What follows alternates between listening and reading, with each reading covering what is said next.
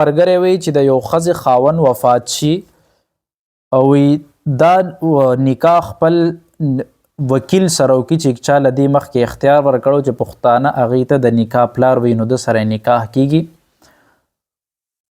کم سړی چې نکاح یو ښځې د نکاح اختیار یو سړي له ورکه که هغه د دې محرمي حرامي ورسره هغه سره خواصم نه کېږي غیر محرمي بارنی کسي تر زوی وي ترور زوی وي چې خاوند دی وفات شي نو دی وکیل سره چې کم مونږ ورته د نکاح پلار وایو د سره بیا نکاح کیږي. داسې حقیقي پلار نه بلکې دا خو یو اختیارمند دی چې دله اختیار ورکړي چې ته زما نکاح بل چا سره وکړه نو د ده نکاح بیا هغې سره جایز ده روا ده. جنازه کې د امام نیت څنګه دی او د مقتدیانو نیت څنګه دی؟ ګوره نیت ارادې ته ویلی کېږي چې لاړ شي اراده دې وکړه بس دا ستاسو نیت دی. او بل نیت کې مونځ د الله دپاره او دعا د میت دپاره بس دا نیت دی. او مقتدیان د دې نیت وکړي چې زما د امام په نیت باندې نیت دی چې امام پسې اقتدا کوم بس دا زما نیت دی. د جینۍ د واده دپاره چې کم جهیز دی نو د دې څه حکم دی؟ ګورئ چې د خپل پلار د طرف نه جینۍ له د ژوند ضروریات ورکوي او هغې مخکې ژوند ورسره ښه تیر شي نو دې کې څه قباحت نشته. که هغه سونې په لحاظ سره وي هغه د فریج او واشنګ مشین او کپړو د دې په لحاظ سره وي خو صرف د الله رضا دپاره. په دې کې به نام و نهاد نه چې یاره زه په دې کې نوم کوم او چې بچی له به داسې جهیز کوم چې خلک به راته حیران شي خاندان به خبرې کوي دا بیا ناروا ده. ځکه نبي کریم صلی الله علیه وسلم په خپل وخت کې فاطمې رضی الله تعالی عنها د خپل وس مطابق هغې له جهیز کړی دی. یاجوج ماجوج جنتیان دي که جهنمیان دي او دی چې کله دیوال کلاوي نو وی اشرف علي تانوي صاحب ویلي چې دی به انشاءالله وي نو هغه دیوال به بیا نه خیږي.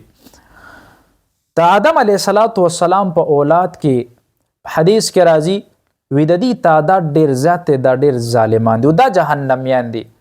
نو وی کله د محشر په ورځ باندې وي نو یو به مسلمان ځي او وی 999 به کفار جهنم ته ځي. نو هغې کې دا یاجوج ماجوج تعداد ډېر زیات دی چې 999 بدی وي یو به پکې مسلمان وي نو هغه به بیا مسلمان به جنت ته ځي او دا به جهنم ته ځي.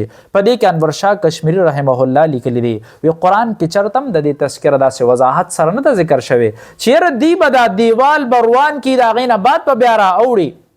هغه وی قرآن دا وی چې کله وخت راشي د الله حکم وشي د الله حکم سره به بس دی راوځي را پیدا بشي په دنیا کې به فسادات پیدا کی. او په دې کې د اشرف علي تانوي رحمه الله لیکلی دی وی چې دی انشاءالله وی د الله نومري نو معلومیږي دا چې د تبلیغ شوی دی دی د الله پیغام رسیدلی دی نو د هغې وجې نه به دی د الله نوم پیژني نو هغې نه پس ته به دا دیوال بیا دی چې کم راکني هغه به راښکته شي او هغې نه بعد به بیا دی راشي د دنیا کې به دا ظلم برپا کي او په هغه بیا اخره کې به دی تیرونه راوالي او اسمان طرف ته بولي. الله به د خپل د قدرت نه هغه تیرونه سره کي چې واپس راپورې دی به خوشحاله شي چې د اسمان مخلوقات هم ختم کړ. بیا به د دې په دې غوږ باندې دانه راوخېږي د دې نه به دا ټول مردار شي. بیا به د غټې غټې پرندې الله پیدا کړي چې د اوښانو د سټونو عمره پرندې وي هغې به راشي دی به ولي یو طرف ته به جمع کړي خو تیز باران به پې وشي سیلاب به پې راشي دی به یو شي د دنیا به د دې نه پاکه شی. دا بیا لویه تذکره ده دې باره کې. ښځې اکثر غټ نوکان پرېږدي دې څه حکم دی؟ ګورې فطرت د اسلام چې کم فطرت دی په هغې کې نوکان کټکول هم دي. ښځو سړو دپاره یو حکم دی په هفته کې کټکول جمعه په جمعه کټکول دا مستحب دي او چې کله د 40 ورځو نه اورې دې ته مکروه تحریمي ویلی کېږي. طبي هم د دې نقصانات شته چې نوکان غټ وي یو نقصان خو یې دا دی چې بیماریان یې دې نه پیلاویږي. بل فقهاو لیکلي دي چې دې سره په انسان باندې د رزق تنګ دستیام راځي چې شیاطینو د ناستو زیونه دی نو دا نی پرېښودل پکار کټکول پکار. یو سړی خپلې ښځې ته وایي چې تا ته په 3 کاڼو باندې طلاق دی نو آیا دا 3 طلاق واقع شوي دي؟ ښځه خاوند ته هر ټایم وي چې یاره ما پرېږده نو هغه ورته د الفاظ وي. ګورې چې داسې الفاظ یې ویلي دي نو د دې طلاق واقع شوی دی نو یو بل نه د جدایي اختیار کې دی پکې اعداد یې پکې ذکر کړي دي چې کم 3 دی نو هغه 3 عدد ذکر شوي دي نو دې سره طلاق واقع شوی دی.